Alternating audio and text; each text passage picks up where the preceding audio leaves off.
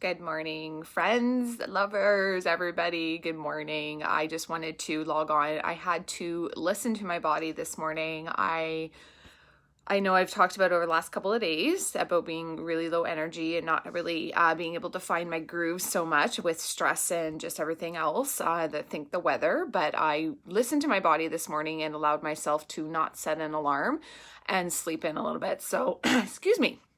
I just got up a little while ago and I wanted to kind of log on and just talk a little bit more about protein and snacking and how important it is to truly listen to your body, especially if you are approaching that time of month. I know you've probably heard a lot of things about this as well, but you actually need more sleep when you're about to get your period. And it's because your iron is super low. And of course, the drinking of the water is even more important than it was prior to getting your period, but you need to make sure that that week, even leading up to it, you're listening to your body because you're going to be low energy because of lack of iron. Obviously, because you're going through so many hormonal changes as well during that time, that you need to kind of balance it out with drinking way more water and also kind of take a step back. I talked a little bit about this yesterday, but women really do go through so many more emotions and hormones and ups and downs. I don't know what's going on with my voice. Excuse me. Than men. So you just have to make sure that you are kind of listening to those cues. And if you need to sleep in a little bit more, you should do it because your body absolutely needs rest. So if you need to go to bed earlier, if you need to get an extra half an hour, 45 minutes of sleep, then do it. I'm not saying that you want to sleep your whole life away, but at the same token, you do need more rest typically during this time than you would any other time. But protein. So let's get back to that. Yesterday, I actually had a difficult time getting all the protein that I needed into my diet, but it kind of shows, right? Because then you get lethargic, you don't have a lot of energy because you're not feeding your muscles the right amount of nutrients and protein to stay energize your muscles. Okay. So snacking, I want to talk a little bit about that. We're eating 1 gram of protein per body pound. Unless you are overweight, then you want to focus on that like 100 to 140, 50 mark. Okay. And you might have to scale back on other things in your diet if you're finding it really hard to get that 150 in. So if you're finding it hard to, balance it out with carbohydrates and also, of course, your fats, then you need to kind of up the protein a little bit, okay? And you can find out what amount of protein is in anything if you just Google it, depending on the size. I mean, Google's the best friend in the world because basically you can find out anything for free, or just look at the back of the package if it is something that you have purchased, okay? However, for snacking ideas, I wanted to give you a few tips. So first and foremost, for protein bars, be very careful with those because a lot of the times they are packed with sugar and just a lot of unhealthy ingredients. So you want to be very careful with that. In addition to protein bars, I'd recommend making your own. So grab like a really good protein powder. I use Arbonne and I roll it with like a healthy nut butter. I put some coconut, flaxseed. Sometimes I use hemp hearts, a little bit of chocolate chips, but dark chocolate chips. I use, what else do I put in there? A little bit of honey and water. And seriously, I know exactly what's in my bar or my ball. And I use those probably every single day. I have at least 1 or 2 of those snacks. So I will definitely link the recipe here. And you can kind of switch it up with just other different ingredients, like use dates or something else like that is somewhat healthy. You can use nuts, something in that regard, okay? In addition, you could also take yogurt. If you're snacking on yogurt, you can add hemp hearts to it. You can have a little bit of nuts and then, of course, your berries. If you add hemp hearts, even 1 tablespoon is like 10 grams of protein. And I'm sure there's a little bit of protein in the yogurt that you're currently eating. So that's a really good snack to have as well. If you are someone that likes to have fruit as your snack, if it's earlier in the day, like an apple or whatnot, then you need to pair it with something like a boiled egg or 2 boiled eggs, maybe again, some nut butter. But nut butter is more of a healthier fat than it is protein. However, if you have the choice of not having it and having it, then I'd like to see you have it, say, with the apple. And don't go crazy because, again, they're calorically high. So the thing is, we're going to go right back to the very beginning. The only way you can lose weight is if you're in a caloric deficiency. Okay, that's it. It doesn't matter if you've done keto, fasting, and just think about it. When you're fasting and you're not eating for 16 hours plus and you're only drinking water and 0-calorie beverages, what do you think is happening? You're not consuming calories. That's why people lose weight when they fast. That's why people lose weight when they're on the keto diet, because yes, it's higher in fats, but they're not eating carbohydrates or sugar. Therefore, everything that they're normally consuming is lower in calories. It's not rocket science, guys. I know that a lot of the times we're thinking that, it's because we're eating what we're eating, but it's also definitely associated with the calories that you're intaking, okay? So back to protein. Another few things I would recommend is if you're cooking, say, chicken or beef or something for dinner, then I would recommend cooking another breast and then just keeping like halves of those chicken breasts, for instance, cutting them into slices and throwing them into a salad, or, having them on the side with a piece of fruit. Something of that nature for snacking purposes. You can also pair your meat with some hummus. Hummus is great for a healthy fat. Again, just be careful with the caloric amount, if you will.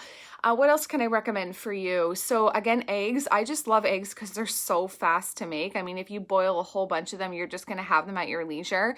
But again, you can fry eggs in a couple of seconds, basically, and even scrambled eggs. You can also make those pancakes that I posted a few days ago, and they're just as good cold. Trust me.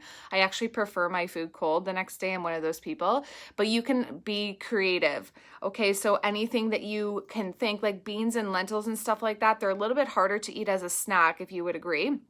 I also have in the past been using midday squares as my sort of midday protein. I know the name is genius.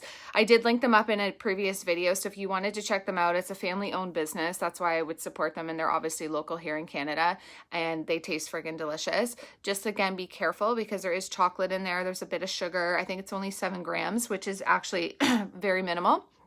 Protein shakes, a lot of you might not like that. My suggestion to you is to get something that is flavor free. And if you are somebody that doesn't like a protein shake, it's most likely because you've been trying to consume whey protein. Whey protein is from cow, and it is super hard for humans to digest. It has certain benefits to it. However, when you drink a whey protein shake, I know you can attest to this, it sits in the bottom of your stomach because you can't digest it. And most people are having their protein shakes with dairy milk, which is actually a double-edged sword. It is so unhealthy for you, and it's so hard for your body to digest. No wonder you don't like it, and no wonder you feel like crap. It's also very, very heavy. So again, I would recommend getting a vegan one. Obviously, I can recommend Arbonne, but also there's collagen powder, which is actually still from beef, but you can get collagen powder that doesn't taste like anything as well. So it's unflavored. I just coached my mom into getting this because she's been having some issues with her spine. So it's really good for joints. It's really good for digestion. It's an excellent thing for your hair, your nails, all that good stuff, your skin. So she's doing 1 scoop of the collagen powder, 1 scoop of her flavored Arbonne protein. She's obsessed with the chocolate. And then she adds some really great things in there like berries, almond milk she normally uses, maybe a banana. And then I just suggested something like spinach. You want to always try to get your greens in there. If you are someone that likes a more thicker shake, I would recommend throwing some avocado in there, ideally frozen. Just make sure you're blending enough too. That's the other thing. But protein shakes are such a quick and easy way to get protein in your diet. And honestly, they should keep you full for many, many hours. For instance, the one that my mom is now currently eating has got 20 grams of protein, which is really a great serving for a snack. And then if she's having her yogurt with her hemp hearts and maybe a little bit more fruit, and then she's having, a balanced breakfast, maybe even avocado toast with an egg or 2 eggs would be a great breakfast. Okay, so don't overthink it. You don't have to cook and go through all these ingredients and meals and prep time so you can get your protein in it. Just make it simple, because it's gonna, again, the simpler things can be, the more adaptive to your lifestyle I believe it truly can be. So just be selective with what you're choosing, and don't make such a big deal out of it. Just get it done. Right? We've always talked about this. And then also for the collagen piece, you can even add it to your water. Some people like it, some people don't. I think she added it to her cereal the other day. I mean, you put it in your milk, you can't taste it, but you're still getting your protein in. That's what's key here, okay? So obviously your meat sources are a really, really great source. And then you've got your fish and stuff. I don't love having fish as a snack, so I'm just trying to open up some other ideas for you. You can have tuna. Be careful. If you are someone that likes canned tuna, I'm just going to caution to the wind, you shouldn't be having more than 1 can a week. It's no secret that it's obviously put in a can and it's full of mercury, so you just want to be extremely careful. And I know some of you probably know Tony Robbins. He went on this huge fish kick and ended up having mercury poison, just below mercury poison, which is crazy. So just be cautious. I'm not saying all fish is like going to be like that, but especially if you're having something that's canned, you got to be super cautious about that, okay? So I would recommend maybe 2 cans a week at most. And then if you're looking for an alternative to mayo, because of course it's a huge fat source and very hard to your body to digest, and it's dairy, you want to make sure that you're actually using like Greek yogurt or something, which would be another good snack to have, okay? I think that's it for now. You can ask me any questions that you want, and we'll try and get some more snack ideas out to you. I'm going to try and put together like a little bit of, I'll put for sure the recipe together for the protein balls, but just wanted to give you a little message this morning to make sure that you do listen to your body if you're super tired or you're going through that time of month. And again, you got to get your protein in, especially when you're in and around your period, just because your energy is super low, your iron is low. And also, like, again, you got to just ensure that you're having whole foods, lots of veggies, lots and lots and lots and lots and lots of water, as per usual. Have an awesome day, everybody. We'll see you at 4 o'clock. And I'm actually going to be posting a workout this morning too. It didn't post.